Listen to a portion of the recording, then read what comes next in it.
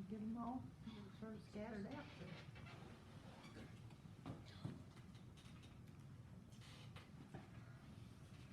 Today I'm going to do my demonstration speech on how to play chess. The chessboard consists of 32 pieces. You have 16 maroon in this case and 16 tan. And then each player has 8 pawns, 2 rooks, 2 knights, which is the horse. Then you have 2 bishops, and you have a king and a queen. Now, the pawn, the small piece right here, is like the weakest piece on the board, and it's just like a piece that can only move forward or when it's attacking.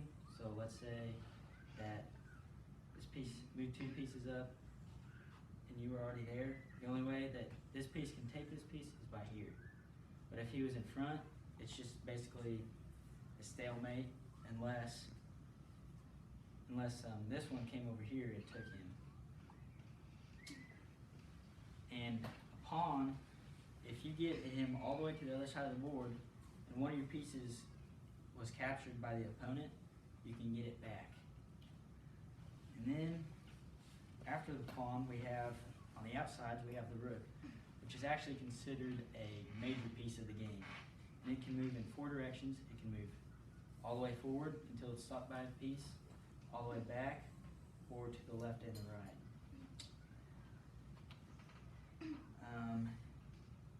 Then there's the knight, which it's a very unique piece because it's the only piece that can move over other pieces. So let's say that this is up here.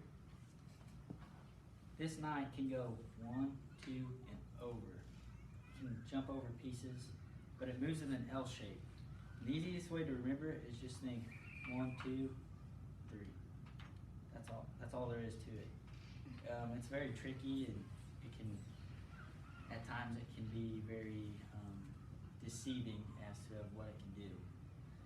It's also considered another minor piece. And the other minor piece is the bishop. Now the bishop moves in a diagonal direction. So it can go, well, you have 2 bishops. So you got the bishop on your tan circle, and then you have a bishop or square and a bishop on your darker square. So for the bishop on the dark square, it can go all the way this way, and it can actually take this piece that it hits if it's another color, or it can stop if it's your own piece. And it can go all the way this way, or it can go all the way this way, but it can only move 1 direction at a time.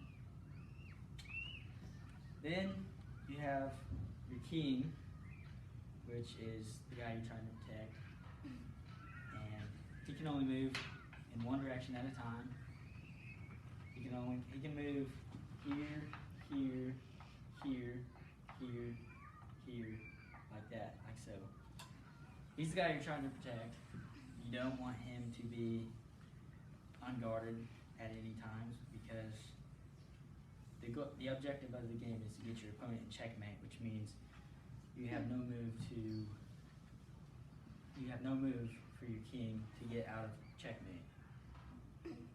And now for your queen, which is the most dangerous piece on the board, she can move in any direction. She can move this way, she can move this way, or she can go diagonal, or any diagonal. So she's basically a bishop and a rook put together. And this is usually the game changer right here. If you can use it right, you can probably, like, one of the easiest ways to get somebody in check is, let's say this pawn moves up 1. You'll move your queen out, and right there, if their queen, or if they move this pawn, that's basically checkmate right there. Okay, now for and there's also one special move which is called castling. I've never really used it before.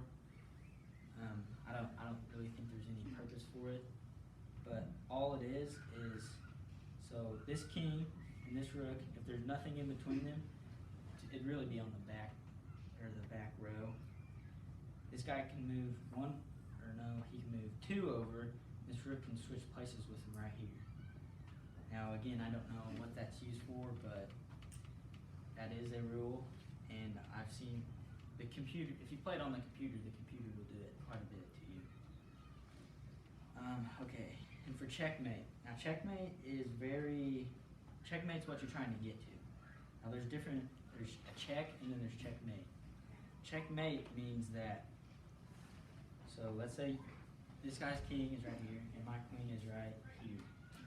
So he can't move, he's in check right now, which means if he doesn't, actually it means he has to move his king, or he has to move a piece in the way of the queen. So he'll have to move here to be out of check, or here to be out of check, because if he moves here, he's still in check. If he moves here, he's still in check. The objective of the game is to get the king in checkmate, and that's how you win. Well, thank you, and I hope you guys can know how to play chess now.